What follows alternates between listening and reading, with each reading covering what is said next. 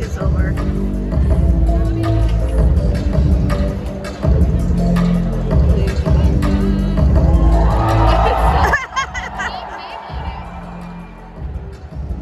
welcome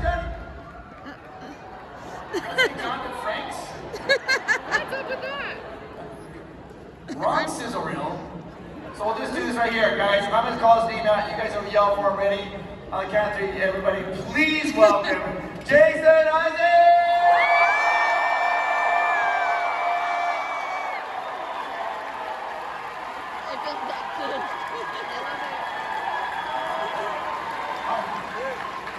All right, guys, we're gonna do a crowd photo. Take out your phones, put your flashlights up, and then Wow. Jason will have you turn around. I wish I was Jonathan FanX. He's so cool. All right, guys, on the count of 3, go nuts. 1, 2, 3.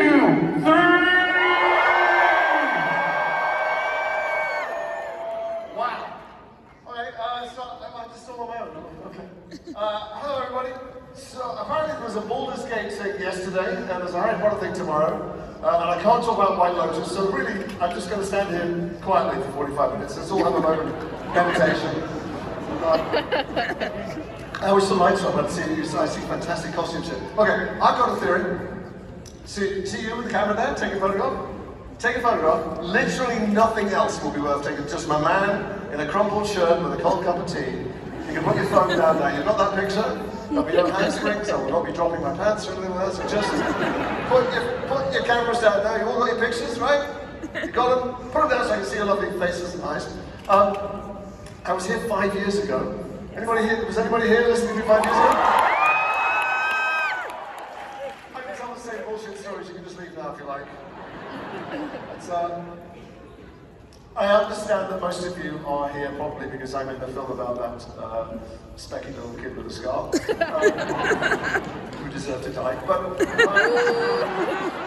But I've been in a bunch of other things too. One of the great things about my strange roller coaster career is that most of the giant failures I've been in have turned out to be huge successes in the convention world. Who knew? Who knew that years later people want to talk about Event Horizon, which took 73 cents at the box office, and some of that was fake. And other films that did nothing at all, but Peter Pan, for instance, which... Trying to get as many rounds of applause as possible, but anyway, I'm happy to talk and answer questions about any of those things because this is what you need to know is that if I wasn't up here and I didn't do the job that I do, I would be down there. I was always a comic book fan, I was always a story fan, I was always a fantasy fan, and thanks for that. No. Listen, if I get a round of applause, I want a proper one. I don't want that. That was pathetic. 4 people that sound like a bunch of seals. No. So please ask me about anything at all. I'll try and answer questions that are useful. I see quite a lot of young people here who probably come because I'm in those films. But I have a slightly nervous tick, but I tend to swear a lot when I'm in public. So just so you know, I'm playing a character now called Jason Issacs, who is really not to be admired in any way. Because I have no doubt that all kinds of F-bombs will go out in a minute because I think it's funny, and because despite what your parents tell you, it is actually clever and grown up. So I apologize in advance for parents having to apologize to their kids. So I'll talk about anything and everything. I'll take as many questions as possible. But there's some questions I always get asked, so I might as well ask it myself now and talk to myself, and then you can ask more interesting ones than that.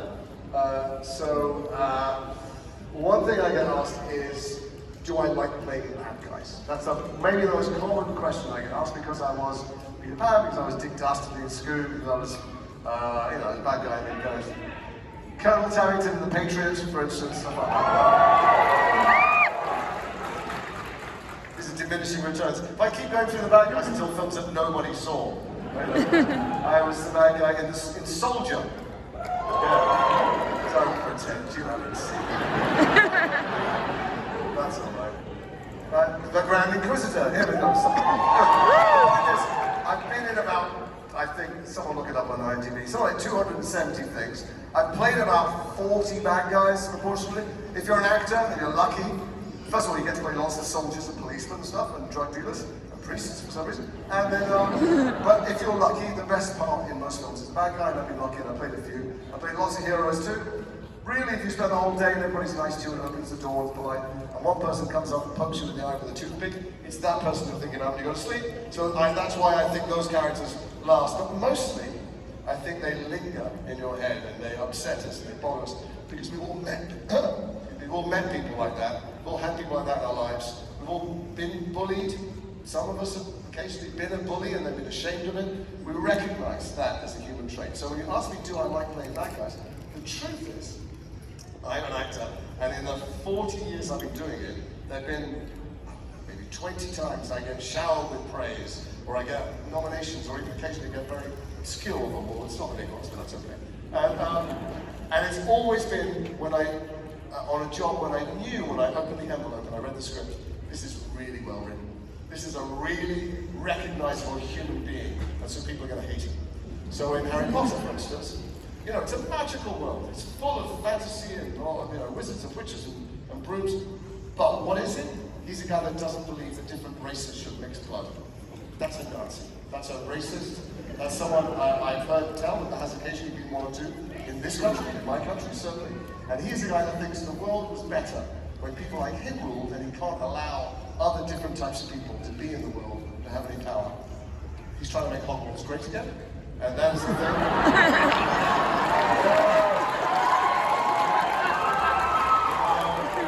not trying to paradox just because he was blonde hair. That's not what I'm saying. I'm just saying that I recognize him. I recognize someone like that. And why is he a bully? And why does he hate people different from him? Because he's frightened.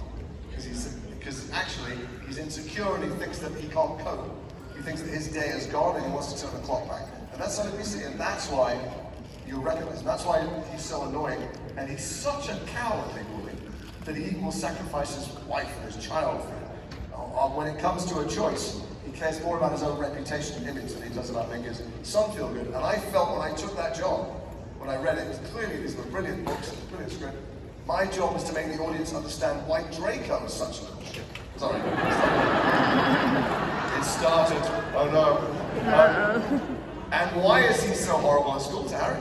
Because he's got this dad at home, he doesn't know how to love him, because his dad was never loved, because it goes back generations and centuries. And it's the great beauty of all the Harry Potter stories is how you break the chain. A lot of people think that Harry's the hero of the story. I don't. I think Draco's the hero of the story. Genuinely. Because he was brought up to be selfish and to bully and brought up to be heartless and to try and take power. And what does he do right at the end?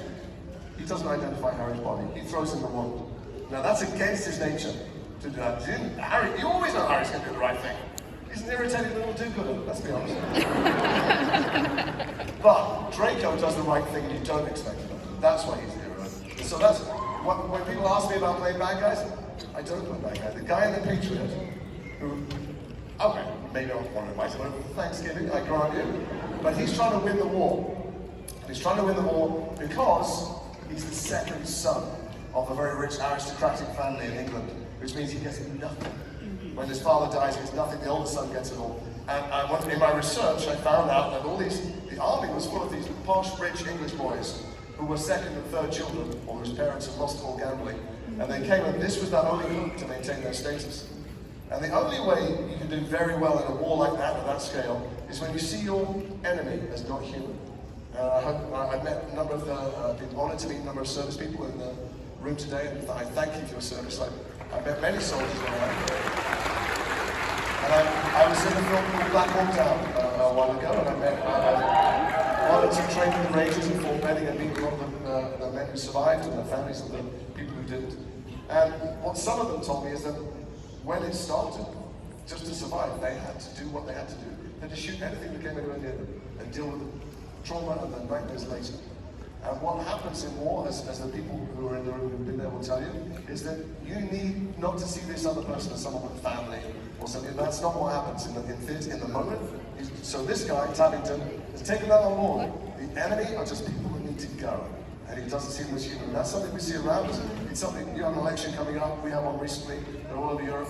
It's something you hear increasingly with politicians who are desperate for a vote. They try and make you think that other people, some other category of people, whether it's Mexicans, or whether it's women, or trans people, or whether it's black people, whether it's Jewish people, whatever it is, try and make you think they're not like you. They're not like you, and so they don't deserve the same consideration or human rights as you. They should be locked up, or they can be killed, or things can be done to them that you would never consider doing to you. That's what Tabington was like. Tabington was a guy that didn't see the enemy as human, and he wanted to win the war as fast as he could, and that's why I think we recognized him. And that's why he's lasted. It's also because it's on every single July 4th. And for some reason, a lot of people think that it's a documentary. I don't know why. They come up to me in the testing, I gotta tell you, man, I love your picture. My 5th grade history teacher showed us the movie. And I go, and then told you it was bullshit. And they went, what? No, we watch it every year. Well, I can tell you right now, Harry Potter is more historically accurate. Maybe you can ask Mel when he comes up here, or he might have a different story, I don't know. But it's not. So that's one of the truth is I don't believe that, I guess I try and believe people I recognize. And none of these people, whether it's the guy in the Patriot, or whether it's the Inquisitor, or these, none of them think they're doing, thank you for that one cheer, thank you. I'll throw you a fish next time I bring buckets. None of the people I play who are, you will go back guys, think they're doing the wrong thing. And that's one of the reasons I became an actor, is trying to understand why people behave the way they do. And some of it was unexplainable to me. I just could not see why the things I was seeing in the news were going on, or even in my own crazy family. Why would people behave the way they do? And as an actor, walking in other people's shoes, one of the keys to understanding any of the crazy shit that goes on in the world, or in your life, is that everybody thinks they're right. So you have to understand why they think they're right if you're going to try and combat it. So, don't ask me that question. It's the short version. Let's not talk about the lovely people who've died. I was in Harry Potter, there were 3,000 people in the cast and crew. Many of the crew are not with us anymore. We lost fabulous Dame Maggie Smith this morning. It's a terrible tragedy, but she had a wonderful full life. She enjoyed doing Harry Potter. God knows she was wickedly funny. Stories of which even I can't repeat in front of the children. But she had a great and full life and was a brilliant actress. So let's not. And the other thing is, don't ask me about people. Sometimes they go, what was Daniel like? What's Tom like? What's it? And the answer for all of them is wonderful and brilliant and fabulous. But occasionally there's a person I'm not telling you the truth about. Because I'm not really going to tell you about the person who stayed in the hotel room all the time with food and people he ordered from the internet. I'm not going to tell you about the people who, spend their entire salary on substances that are still illegal. Because that's not my job. Luckily, there were none of them in Harry Potter. They were all delightful and fabulous and gorgeous. And yes, Tom Felton and I are still friends, and I called him, it was his birthday. We all posted something to his birthday the other day. But I speak to him privately, so I'm not going to go, here's what we said on the phone the other day. It's not really appropriate to share the room with people. So, I could have another question I can tell you more about, but people ask about that. Why am I an actor? No one asked me that, so I'll tell you anyway. I went to university, and I didn't really fit in. I never really fit in anywhere. I want to talk about it for 2 minutes, and then I'll open up to you. People come up to the table here, and I go to conventions quite a lot when I'm not working, because I love it, and I love it because I meet you, and I talk to you, and the reason I like to come, it's not, it's true I come and I get a little bit of money and go away, but luckily I get lots of acting work, I could do that elsewhere. I come because I see people come up to the table and giving me lots of status. They come up to the table and I can see that they think I am something special, or bigger, or better or something, because I've been on TV. And it's a weird thing, because A, I have no skills. Most of you do a real job, and I just pretend to do jobs. But secondly, I'm just some idiot who wears makeup and puts on funny voices. Like, it so happens, that's what I fell into for a job. It's really not that worthwhile, and I do it selfishly for me, and I do it because I don't really understand people. I keep trying to understand people. And I started doing it because I was really uncomfortable in my own skin. I didn't quite know who to be when I met people and how to be with them. And I hope that by the end of talking to me for a minute, you think, that guy's just a fucking idiot. That's it. It's just, what a schlub. And it's true, I am. And I do this job that I started doing when I was a student because I was so uncomfortable when I got to college, and all these people from worlds I'd never met before, they seemed so easy being themselves. And I was drunk because that's what people uncomfortable do. They often drink or take drugs to feel more comfortable. I was drinking. I know I'm in Utah, I probably shouldn't say that. Thunderbolt will hit me, but then nonetheless. And I walked past a sign and it said, can you do a northern accent auditions? So I'm from a place called Liverpool, which is in the north of England. I didn't talk like this, so I was born to talk like that. If you listen to a proper Liverpool accent, it's not what the Beatles sound like. The Beatles tried to sound American, you know, they talk like that. But I spoke like that when I was a kid, and I came to London, and everybody took the piss out of me. And that means making fun of me. So I immediately went thick. I sounded like Jason Issacs for a few years. And then I went to university, and they all sounded like Hugh Grant. I'm like, oh, Christ. And I had to change my voice again, and be someone else. And when I got to this, it was a sign saying, can you do a northern accent? And I thought, that's one thing I can do authentically. And I went in a room, and I read something out, and I was completely uninhibited because of Dutch courage, as they call it, for the alcohol. And they cast me in a play, which is a terrible mistake on their part, but changed my life. Because suddenly I was in a rehearsal room, and I got to talk about the really important things that most people never talk about. What makes us nervous, what makes us happy, what makes us violent, what makes us jealous, what makes us all the building blocks of all the weird stuff we do as human beings with each other. And I'm still doing it 40 years later. The most exciting bit of any acting job is trying to work out who this person is with the other people, what's going on between these people now. It's not, I'm not an actor to sign autographs, I'm not an actor to go on red carpets, I'm an actor so I can get given out free backpacks to the actors. That's very kind of them, that's not why I did it. I did it because I still don't understand why some people behave the way they do.